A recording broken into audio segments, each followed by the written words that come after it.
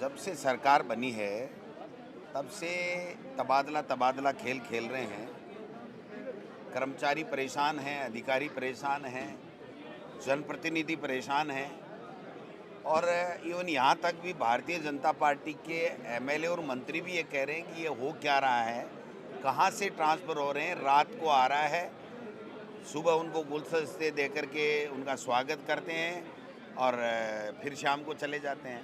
तो मैं समझता हूँ कि इनको समन्वय बैठा करके जनता की सेवा करनी चाहिए और अच्छे तरीके से सुशासन देने की बात करके आए तो सुशासन देने की बात करनी चाहिए, न कि इस तरीके से अधिकारियों और कर्मचारियों को परेशान करना चाहिए। सर, किसान आंदोलन चल रहा है तो उसके बारे में आपकी क्या राय है? किसान आंदोलन तो देखिए, किसान आंदोलन क्यों कर रहे हैं ये बात समझनी पड़ेगी। जो 3 काले कानून जो लाए थे केंद्र की सरकार, मोदी सरकार, तो किसानों ने आंदोलन किया। 15 महीने बाद में 700 किसान शहीद हो गए और देश के प्रधानमंत्री जी ने माफ़ी मांगते हुए किसानों से कहा और लिखित में समझौता किया था कि हम एमएसपी का कानून बनाएंगे।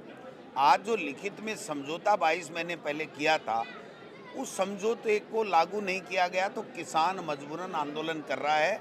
वो केंद्र सरकार के लिखित समझौते से मुकरने के ऊपर आंदोलन कर रहा है। उन्होंने खुद ने लिख के दिया था कि हम ये शर्तें पूरी करेंगे, और वो काम अब नहीं कर रहे हैं।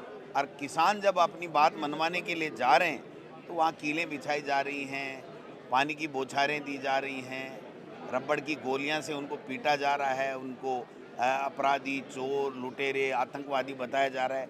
इससे बड़ी शर्म की कोई बात नहीं हो सकती, क्योंकि मोदी जी ने 2014 में कहा था कि मैं किसान की आमदनी दोगुनी करूंगा, और 2011-12 में जब वो मनमोहन सिंह जी का सरकार थी केंद्र में, तब उनकी चेयरमैनशिप में एक कमेटी बनी थी मुख्यमंत्री की। उसमें उन्होंने खुद ने अभिशंसा करके मनमोहन सिंह जी को दिया था कि हमारे मुख्यमंत्रियों के समूह ने, जिसका नरेंद्र जी मोदी जो हमारे देश के प्रधानमंत्री वो चेयरमैन थे, उन्होंने कहा एमएसपी लागू होनी चाहिए।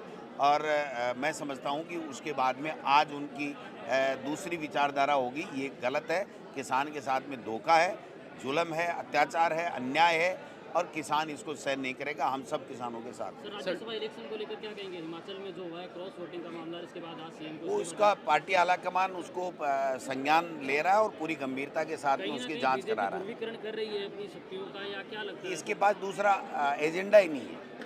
बीजेपी के पास विकास का एजेंडा नहीं, जो बेरोजगारों को रोजगार देने की कोई एजेंडा नहीं, महंगाई कम करने का एजेंडा नहीं, किसान की आमदनी दोगुनी करने के लिए कोई एजेंडा नहीं।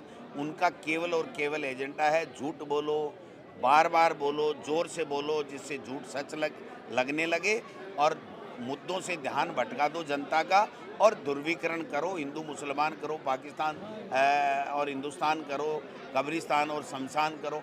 इस तरीके से कर करके और सत्ता लूट लो, काम नहीं करना। ये इनका है। लोकसभा चुनाव नज़दीक है तो कांग्रेस लोकसभा चुनाव में जो माहौल है और जो हमारी सरकार ने जो अच्छी फ्लैगशिप योजनाएं दी थी, आज लोग ये महसूस कर रहे हैं कि 90 दिन के अंदर अंदर वो सारी योजनाएं, जो जनहित की योजनाएं थी, वो सारी बंद हो चुकी हैं। इनकी कोई नई योजना है नहीं। तो मैं समझता हूँ कि लोकसभा चुनाव में जो उत्साह का वातावरण है कांग्रेस के प्रति, और जो निराशा है इस राजस्थान की पर्ची सरकार की से, उससे लग रहा है कि हम लोकसभा में अच्छे बहुमत के साथ में यहाँ से काफ़ी सीटें जीत के जाएंगे।